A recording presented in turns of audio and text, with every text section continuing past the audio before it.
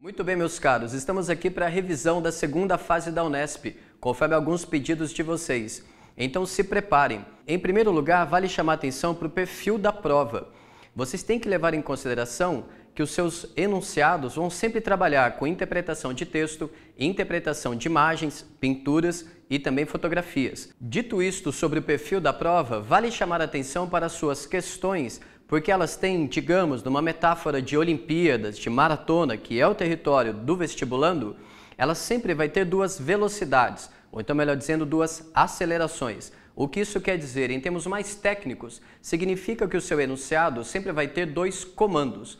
A tua prova de humanas, tanto a de história quanto a de filosofia, sempre vai pedir para você indique e contextualize, cite e exemplifique, ou então cite e analise. Você sempre vai ter esses dois comandos. Diante disso daí, você tem que sempre analisar os diferentes argumentos para, no segundo momento, reconhecer e interpretar as diferenças entre eles. Bem, dessa forma feita essa apresentação, vamos então ao conteúdo da prova de História.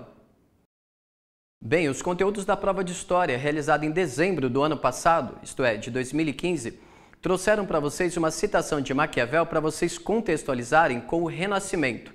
Dessa forma, vocês tinham que explicar por que Maquiavel fazia parte do imaginário humanista. Logo depois, vocês tiveram uma citação a respeito da chegada da corte e de Dom João VI no Brasil, e vocês tinham que contextualizar a citação com a interiorização da metrópole, ou seja, para vocês analisarem as rupturas após o fim do Pacto Colonial. Logo na sequência, vocês tinham uma fotografia de John Carlos, o corredor negro afro-americano que nas Olimpíadas de 1968 no México, ao celebrar a sua medalha de ouro, levantou os pulsos cerrados para poder demonstrar um ato de resistência, um gesto político em nome dos Civil Rights nos Estados Unidos.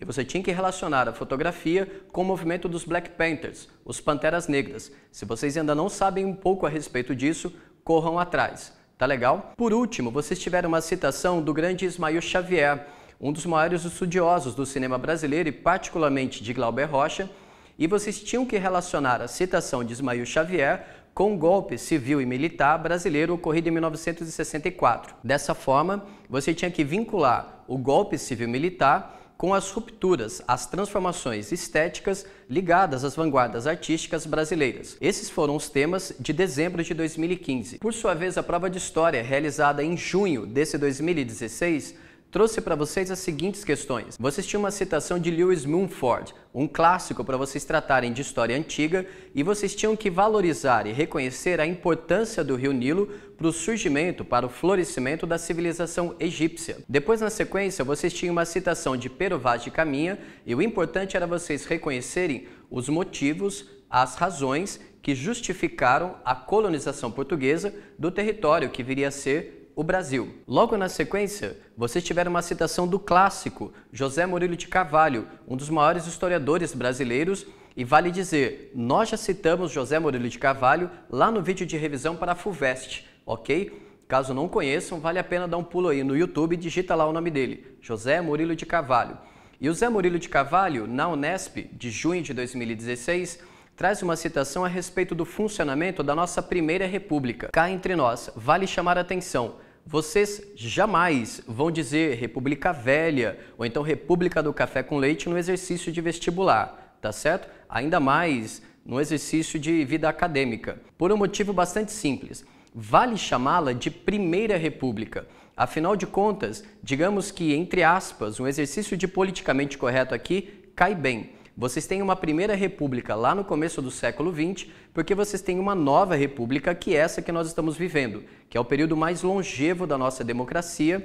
Afinal de contas, estamos celebrando 31 anos de estabilidade democrática. E por último, mas não menos importante, para fechar o repertório de história de junho de 2016, vocês tiveram uma citação de um clássico, Hobsbawm, para vocês tratarem das permanências e rupturas da Segunda Guerra para a Guerra Fria. Portanto, como vocês podem ver, o repertório da prova de história de vocês envolve tanto história do Brasil, colônia, império ou república, como também história geral.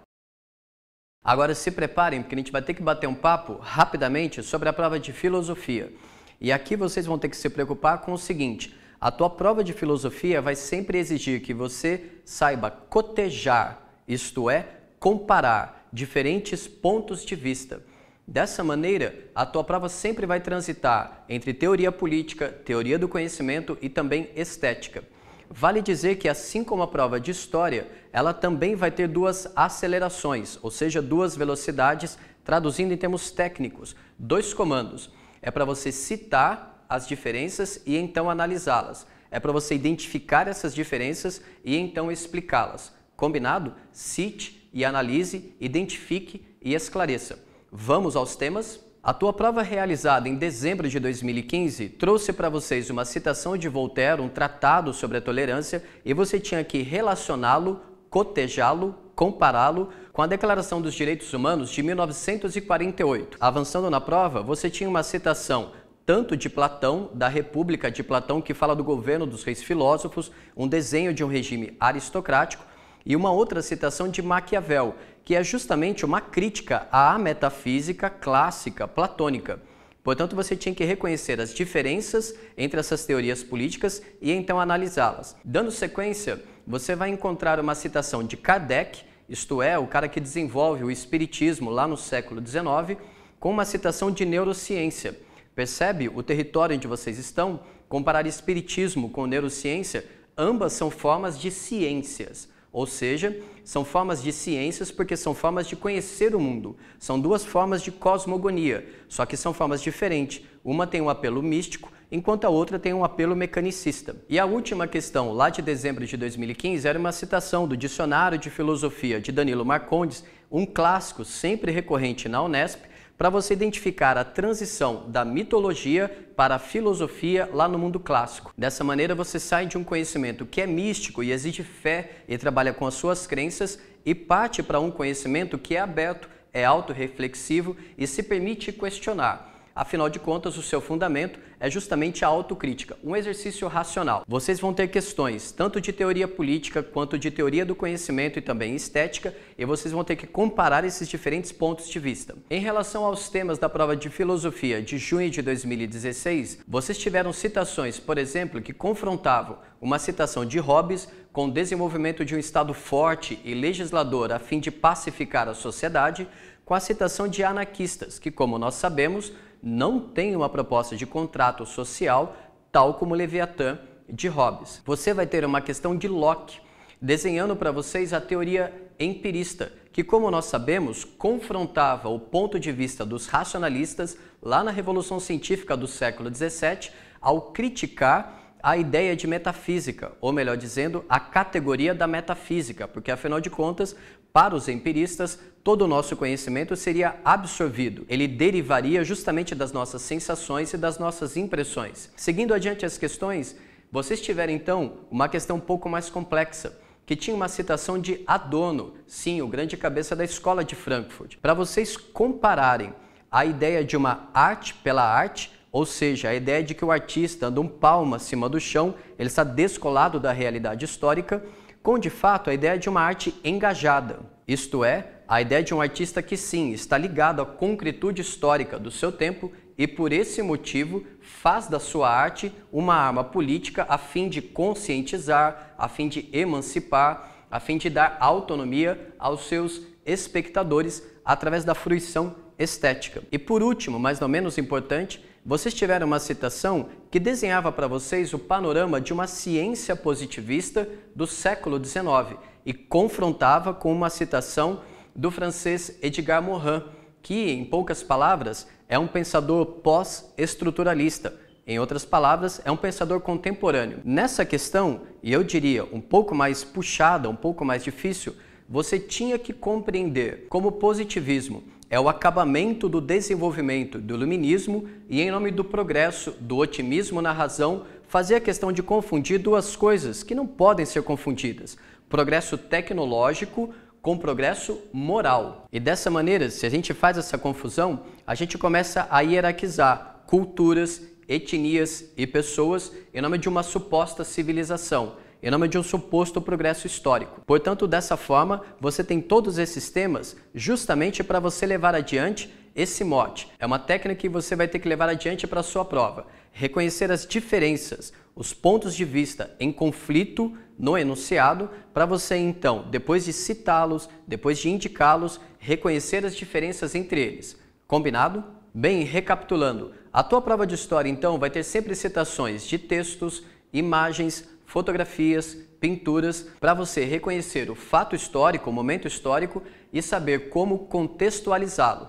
Combinado? Por sua vez, as questões de filosofia, cá entre nós, são um pouco mais interessantes. Afinal de contas, você vai ter que cotejar, mais uma vez, comparar diferentes pontos de vista, seja em termos de estética, seja em termos de epistemologia, teoria do conhecimento, ou então até mesmo em termos de teoria política. Combinado?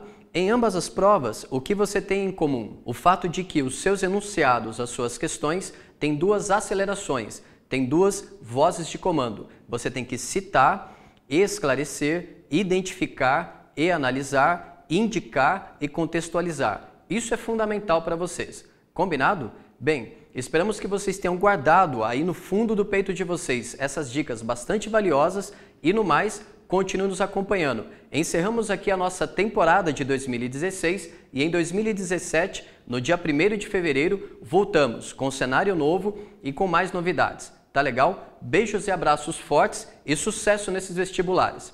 Tchau!